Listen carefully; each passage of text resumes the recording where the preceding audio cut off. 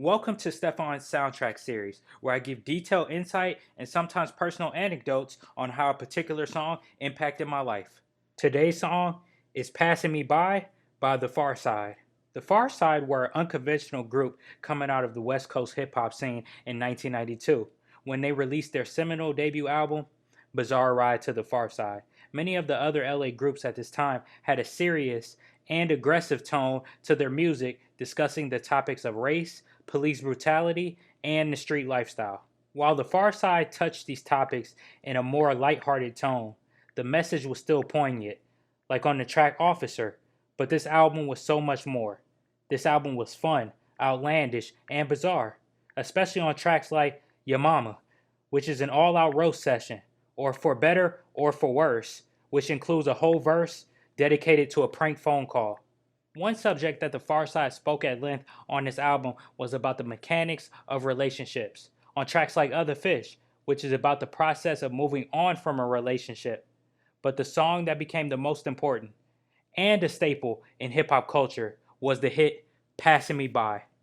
Each of the group members, in their own unique way, give their accounts of how a girl they pursued ended up passing them by, either by her choice, misread communication, or one's own fear.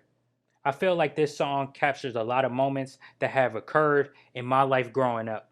In verse 1, Pharcyde member Booty Brown, using vivid imagery, describes a crush on one of his teachers. He raps about bringing an apple to class and asking questions just so she would be close to him. Ultimately, this is a grown married woman, so he had to let it go even though these feelings were burning up inside of him. Of course, I can relate to this because we've all had crushes on an older person and you just daydream about being in their presence, and then you eventually get to that age of understanding where you know it won't happen. In verse 2, Pharcyde member Slim Kid 3 talks about how he admires this girl, but instead of being direct, he proclaims, I'll just play it by ear and hope she gets the picture. For me, there was this girl in high school. Let's just call her JK for the sake of this. I mean, this was the most stylish girl I had ever seen up until that point. Her style was just so unique. I can still remember the berets she used to wear, especially since I didn't see many black girls wearing berets 9 years ago where I'm from. I remember her personality was so lively, and she would talk to and embrace anybody, no matter what you were. I was always afraid of her rejecting me, that I never was blunt and asked her out. When I finally mustered up the courage at the beginning of senior year, I was informed that she did not go to the school anymore, and this was in the earlier days of social media, so I was not connected to her. When I recollect about my life, I can look to that as a moment that I do regret and do wonder from time to time what she is up to now. In verse 3, Imani of the Pharcyde, in a relatively short verse, raps about being sprung on this girl he has yet to get with, how she was like a star and he was like a fan. So let's call this girl Cece. It's crazy to look back and see that when it comes to Cece, I was infatuated with this woman. I would help her with her college projects, among other things, and even walk her to her car after classes, which sometimes wasn't always the closest distance. I'm doing all this so she can see what kind of guy I was, not realizing the whole time that I'm playing myself because just like the situation in this verse, Cece also had a man. The verse ends with Imani of the Pharcyde saying, by letting her pass, I had proved to be a better man. I know this was to boost his ego, but it seems in actuality he would have went for it if he had the opportunity, just like I would have back then with Cece. In the last verse, Pharcyde member Fat Lip tells a story about how he did not pursue the girl that he wanted, instead deciding to write a letter to her that eventually gets returned. I laugh at this because I have an experience with a girl on a similar wavelength as this.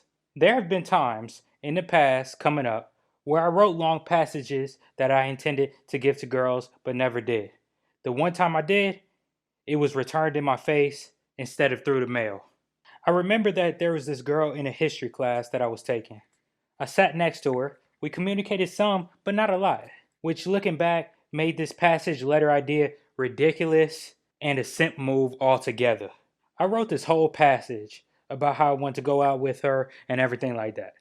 I remember seeing her on the public transportation and I knew that we got off on the same stop.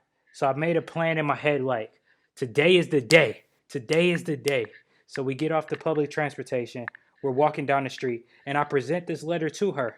She reads the letter as I have a grin on my face, and she says, "That's nice. Thank you," and then proceeds to hand me the letter back. I felt like such an idiot in that moment. Nonetheless, I did learn a couple things from that situation and all of the situations that I've talked about in this piece. Needless to say, the Pharcyde created a classic song in Passing Me By that heavily related to situations in my life years after the song was originally released. Thank you for listening to Steffon's soundtrack series. I am Steffon GH, and you can follow me on Twitter and Instagram at SteffonGH. That's STEFFONGH, where you can follow this series and find links to even more content.